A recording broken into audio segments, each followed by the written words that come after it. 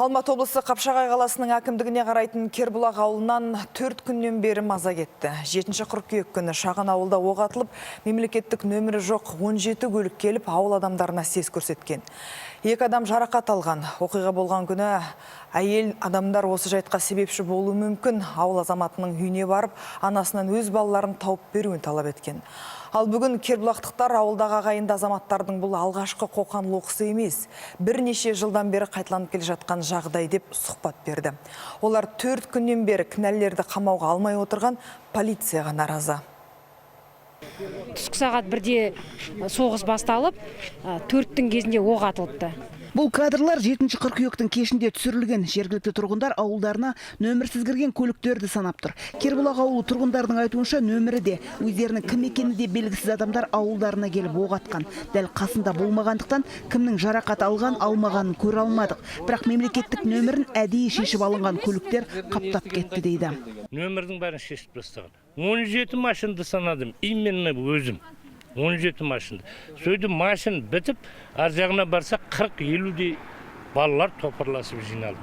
Ауылдағы әйел адамдар бірден үйіндегі ер азаматтарын іздеп көшеге шыққан. Өйткені бастапқыда балалары телефон арқылы жақындарына мардымды жауап бермеген. Анасы мен інісін іздей шыққан Гүлмира да қараңғыда телефон жарығын қосып келе шыққанда нөмірсіз көліктегі жігіттердің бірі телефон тартып алып, жерге ұрып сындырған. Өзінде көлікке басып әкетпек болғанда Бәдір деген кісі құтқарып қалды дейді.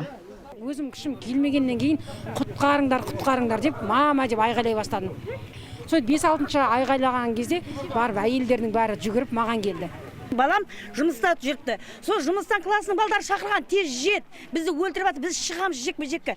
Соған балдарымыздың аман қалсын деп біз соған ойбайлап шашымыз жұлып жолға шықтық.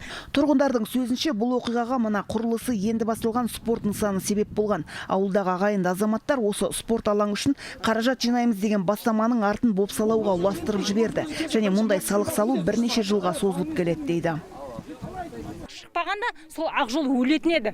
Сағат 2-ге дейін кішкентай баламызды үйде тастап біз шықтық. Мені Мәулен өлтірсін келіп. Бірақ мына халықтың бәрі азап шегіп отыр, қорқады бәріне. Неге еркектер шықпайсыңдар? Қасында 3-4 балалары бар, осы ауылдың балалары бәрі қосылып. Салық салады келіп, қойды алады. Бұл кісінің Ақжол деп отырғаны сол түні соққыға жығылған мына азамат. Бірақ полицияға шағымданбаған. Оқиға болған түні ауыл әйелдері осы Ақжол деген азаматпен өз балаларын іздеп ағайынды ауыл тұрғындарының үйіне барған.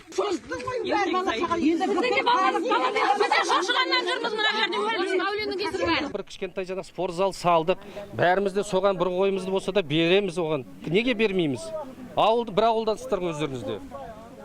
Ал егерде біреуді соққыға салып, ұрып, тартып алып жатса дүниесін, ол үшін заң бар. Осы оқиғаға байланысты Алматы облыстық полиция департаментінің бастығы Серік Күдебаевқа есеп берген Қапшағай полиция бөлімінің өкілі нөмірсіз көліктер санының 3 екенін, 3 көліктің іздестіріліп жатқанын және ағайынды азаматтардың бірі Мәуленнің де жарақат алғанын айтып жауап берді. Бірақ әлі бірде-бір адамның қамауға алынбағанын жеткізді. Генерал оларға істі назарда ұстауды тапсырды.